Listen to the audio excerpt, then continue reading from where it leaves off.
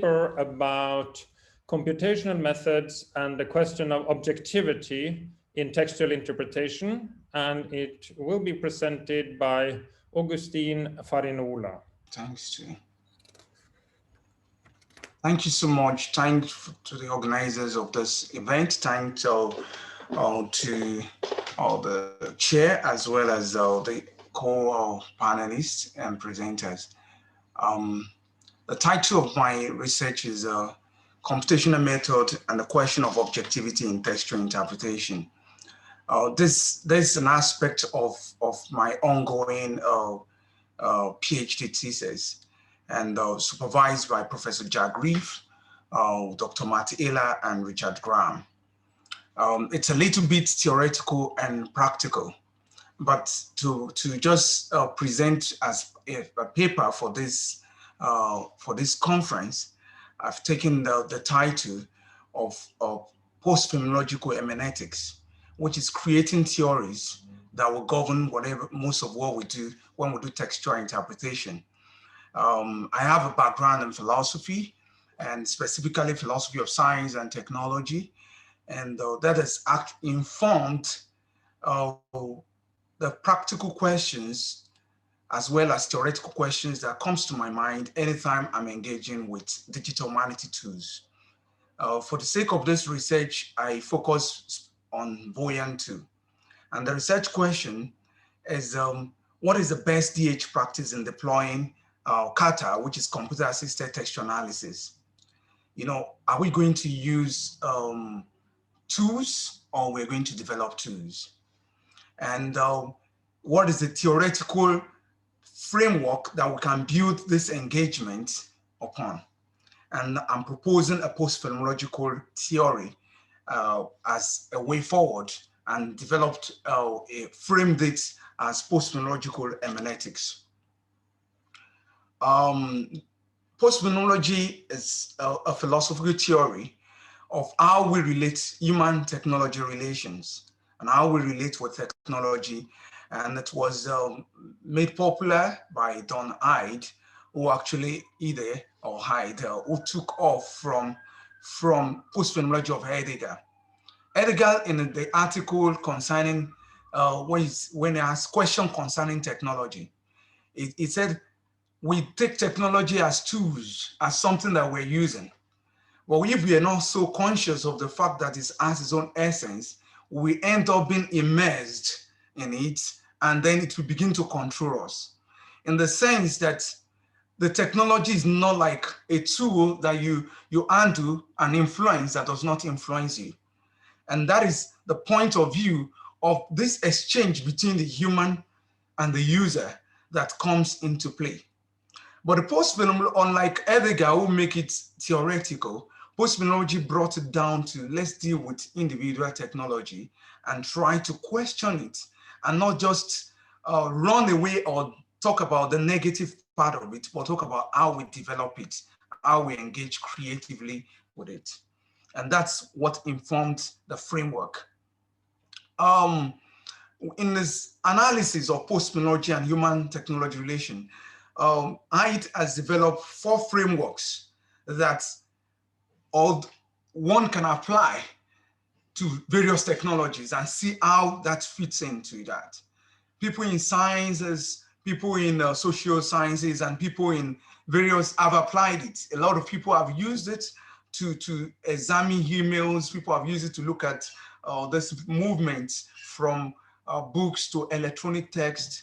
But this time around, I'm using it to interrogate the tools that we use, especially for textual analysis. These 4 forms of human technology relation are austerity relation, embodiment relation, hermeneutic relation, and background relation. I will not talk so much about the theories, but I will apply them straight to how I see them come into play in textual tools that we use. With regards to austerity relationship, Ihde made us realize that it focused our attention on the technology itself. So we see the technology as a quasi-order. You know, the way many people see Voyant or Python as quasi-order can dissuade the research that they are doing. And that's why I'm saying that the kind of technology that you can see as a quasi-order in that austerity relationship might be database, corpora, archives. And when you see it as quasi-orders, you're not seeing it as giving the final say. As you engage with it in a way that you are not assuming that research in digital scholarship or digital humanities can attain objectivity, which it cannot attain. The second part is the background relationship. And the background relationship talks about when technology plays in the background, like when you play background music and you at a point you're not even conscious that you are playing the music, but it's allowing your day to flow, and whether maybe you are reading and sometimes some of all this technology, we may think that they are playing background relationship, but it might be playing an austerity relationship. A background relationship is something that takes your consciousness, plays on your consciousness, but it's not the lens at which you are seeing whatever you are doing. So when I'm playing music, the music is not what I'm doing, but I'm playing the music as in the background to help my study. For digital humanities scholars, I see things, technologies like that takes their like virtual reality technology and all this that drown the consciousness into the cyberspace. I see them as playing that background relationship, and as we should put them at that level.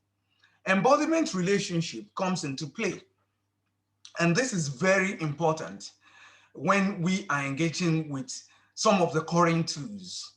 Voyant 2, for instance, when Gregory Rockwell and Sinclair, when they were given the theoretical framework, a kind of a philosophical background to it, and it's in line with part of the recommendation that they made in digital humanities, that when we make tools, we should try to explain. We shouldn't just leave the people. And Gregory Rockwell gave the example, and Sinclair, by writing a book after the two, called Hermeneutical. And in Hermeneutical, you see that he built the theory on the Cartesian framework, trying to talk about the dialogue and the process in which they engage in the production of Voyant 2 and the conversations that they had. And I'm saying that, yes, that is really true. But what if we look at it from another angle? What if we look at it as a telescope, from the embodiment point of view, as a telescope, not as a tool that engage you in interpretation, but it's for explanation. And this where the challenge comes in is if the theory that informs your tool, because some people will not even expose the theories that informs their tool. There are always theoretical frameworks. If the theory that informs your tool comes from dialogue, then it's easier to say this tool is for interpretation. But there's a difference between interpretation and explanation, and that is where some of all this comes into play. Let's focus a little bit on telescope and what telescope. When Galileo arrived at the invention of telescope, it's like we have been gazing into the sky, but this one can help us to gaze deeper into the sky and see things clearly, and there won't be so much dispute. That is exactly what some of the present textual analysis tools are doing, according to the interpretation, the postphenomenological interpretation I'm giving to them. They are helping us just to see, like the telescope enhanced ability to go deeper. They're helping us to just see. But they are standing at that level of embodiment. And if we don't get the embodiment right, embodiment means something has become part and parcel of you. You integrate into it such that it flows into what you are writing. They are not just to show visualizations for your tools. They are not to show any of the things, but to guide you in the background. You may even come out with a research output without saying, I use Voyant 2. That's just the theoretical framework. And we are bringing the last part of relationship he exposes where my research stands and develops further from Don Ihde. And it's the hermeneutical relationship. tools that were made either for interpretation or anything can also be engaged with in an embodiment way and also in an hermeneutic way. But one should be very clear of the relationship that is existing. It's just like when you're a married person and you are having a relationship with another person, you'll be able to call this is the marital relationship and this is a casual friendship relationship. And it's this will inform what guides the output and expectations and assumptions. I just use that example. Hermeneutical relationship, hermeneutics means interpretation. And hermeneutical relationship is something that we actually engage with text in the humanities, whether digital humanities or traditional humanities. We are just after interpretation. And there are a lot of theories of interpretation, and we have the literary forms in which people can say this is a feminist interpretation of Chinua Achebe. This is a post-colonial interpretation. But what we're talking about is most of all this interpretation can have their subjective standpoint, which is already defined, post-colonial, feminist approach. What about intersubjectivity, which the tools are brought into place when we engage in hermeneutic interpretation relationship with those tools?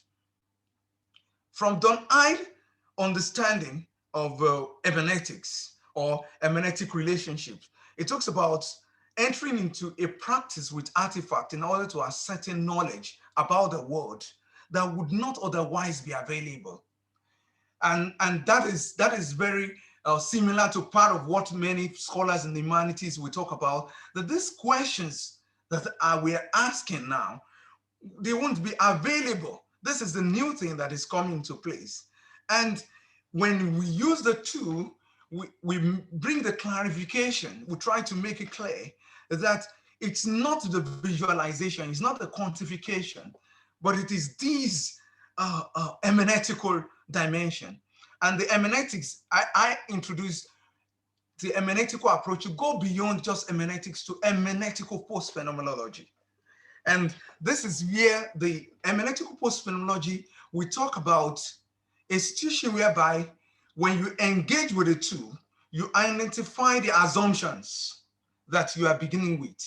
Because postphenomenology deals more with subjectivity rather than objectivity. It talks about the search for objectivity is vanity. And a lot of people are rushing to digital humanities due to the lure of objectivity. There's a kind of, you're going to attain objectivity, and people are funding things thinking that this is going to be similar to science. But in the history of ideas, the logical positivists, the logical empiricists, and many others, they failed in this whole quest for objectivity. And we are going to establish that in digital humanities scholarship. That is not about objectivity, but identifying my subjectivity and moving beyond that identification to see that the tool I'm engaging with, it's not what we may say a kind of instrument, but it's like a partner in which there is a kind of interaction that leads to the output. And this theory has its own assumptions. And if this theory of postphenomenology that I'm introducing, postphenomenological hermeneutics, I'm introducing as own assumption. To move from that is to say the human person is a principal actor in the interpretative process. And that's the arguments I establish. And all forms of representation and visualization of text are meant to aid humans. This is open to debate, this is open to conversation. Data in humanities are not limited to print and text, but include digitized, born digital electronic text in various digital forms. And I'm not just the only one saying this, but building on previous scholarship. And the humanities aim more at interpretative practices than a quest for verifiable knowledge. Interpretative practice in the humanity focus on human and their experiences. And that is where some of the papers, there was a cartoon I saw on Twitter talking about what digital humanists are doing. I've been able to assemble these and see the visualization. Some people did not use this see what I've done. I've developed an archive. No one has seen that, and see what I discover. The thing looks so mechanical, and that's not what humanists are known for, because we are meant to bring interpretation and experience into some of the texts that are available. And then the last part of the assumptions is that using computational interpretative tools, attention must be drawn to human developer subjectivity. And that is why I engage with Voyant too. And this will allow bracketing their biases, prejudice, preconceptions, and theoretical frameworks. Finally, to conclude this discussion, this paper on the theory of hermeneutical postphenomenology I'm introducing, I would say that we should be aware that subjectivity should be the hallmark of human attempts to explain or interpret phenomenon, or else we will turn to dictators or academic indoctrination. So when we engage with this, we have that humility. It's not like I've gathered data, I've done this and all this other thing. And then when we also engage with the tools, we see that not subject-object, but we should see that subject-subject relationship and see the human person playing out that with a tool, that embodiment and hermeneutical experience that comes into play. And our practice in digital humanities will be more productive and built on better theoretical framework. Thank you very much. Thank you very much for this presentation with a very interesting framework for theoretical understanding for what we are doing or what we are thinking or what we are saying. Are there any questions or comments from the audience? I was wondering how you mentioned visuals and images. How does that fit in with your theoretical foundation? Yeah, I'm just curious. The images, right? And it's like adding spices to a meal, and the meal could be enjoyed without some spices that is being added. But making the spices the meal itself is where the conflict comes in. And that is what the pattern that informs the research. We observe a situation whereby emerging scholars in the digital humanities are being given tools and being provided. These are where the corporals are, and engage with them and have publications, and then you have digital humanists. Not telling them you are humanist already, and you are humanist already, and you're already doing what you're doing, but you are going to have new friends. And these friends, observe them very well and take note of them. And if you don't need them, ignore them and do whatever you are doing, because what you are doing can still be done even without those tools. And that's where, and those promises of, for instance, when you bring visualization, as Druckard will call it, he called it information visualization. Is not information modeling. It's not, you are not coming up with, this is how all the patterns. So you see, for instance, that Underwood coming up with, I have done this with these novels, which are best-selling novels. And this, I've seen this pattern, and this pattern has been followed by all these novels, right? And with this is the pattern, or somehow this is the pattern for best-selling. Now, the question is this: does the writer, when they were writing, were they conscious that there's a kind of a pattern or something I'm having, or all this? It's just something you're able to see. And that does not mean that a category of best-selling novels will not fit into that. And this extreme, what we can say, enlightenment understanding of foundation, and anything that does not fit into it will not be acceptable, or it's what we witness and or what we are witnessing.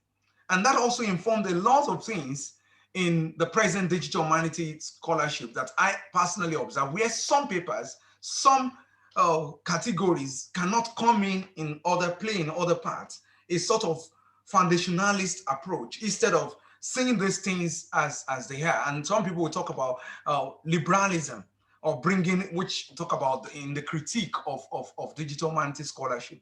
And I feel digital humanities is wonderful, but if we don't really go to the theoretical foundation, we're going to get lost and then come back again to humanities and to be confused. Thank you. Thank you. And I hope you're okay if I use spices in any of my research. I will cite you. I like the analogy. Are there any further questions from the audience? Yes. No, that was clapping. Yes. Oh, it was a question. Okay, please.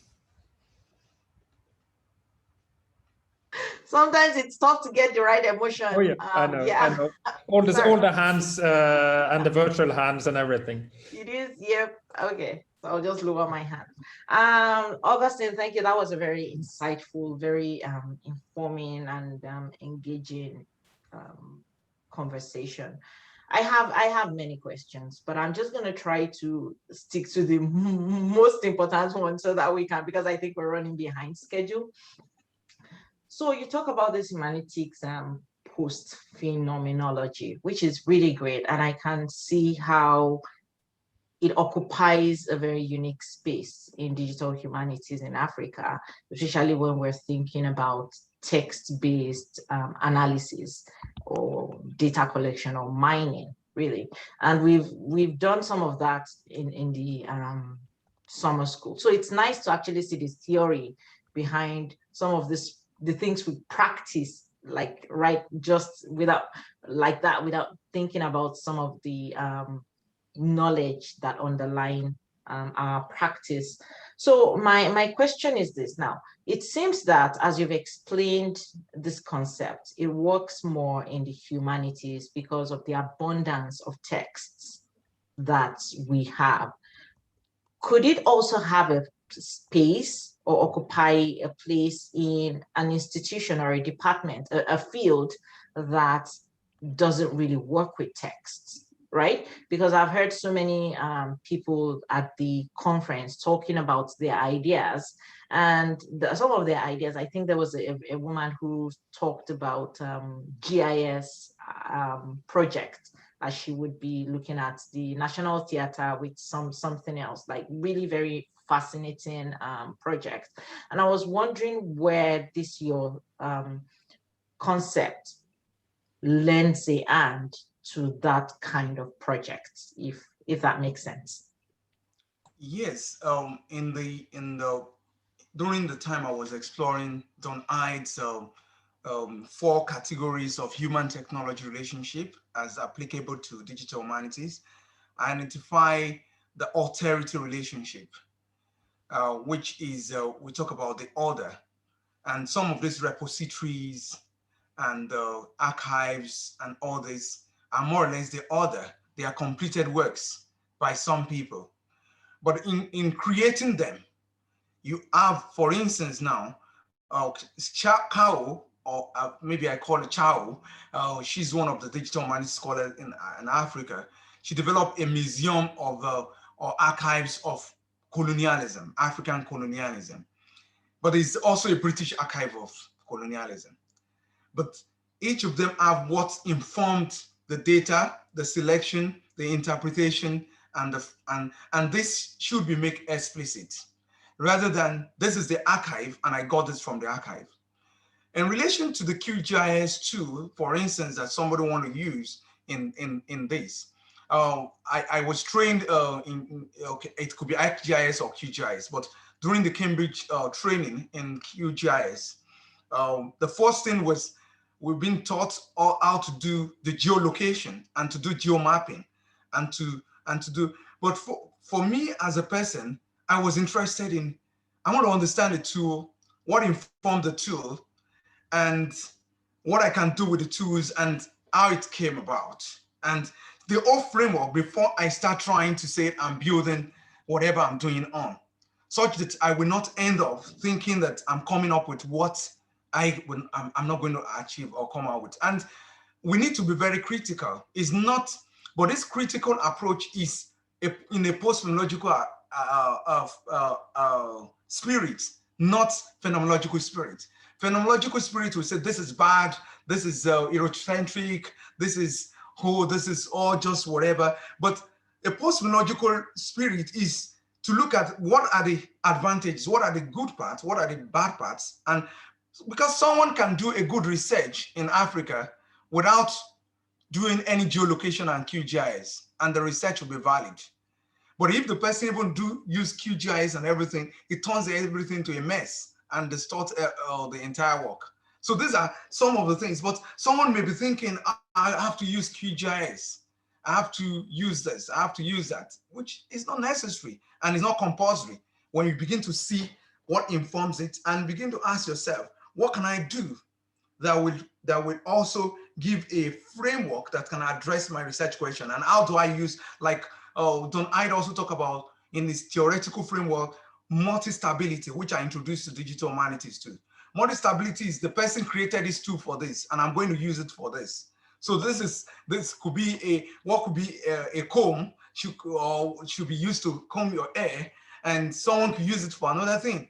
So, and that is what we can do with it. You can pick any of this and turn it to, and that's going to be very interesting. When we begin to allow these tools in the hands of everyone, like the bottle of Coke in the movie, what's the name of that movie again? And they turn it, some use to grind, some people use it, and then later on, God must be crazy. And then some say, let's return it back to the gods. So the question that comes to mind is, allow the tools and don't say this is how it should be, and see what comes out of it at the end of the day from various creative hands. Thank you.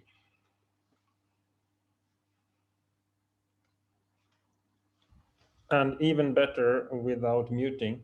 Thank you very much for the presentation. Thank you all for the discussion. I think this is good in the sense that I think more questions are open now than when before you started talking, and I think this is really an academic advantage. And I think all these questions about tool use, whether people need to be programmers or whether tool use, all these discussions really will go on. But I think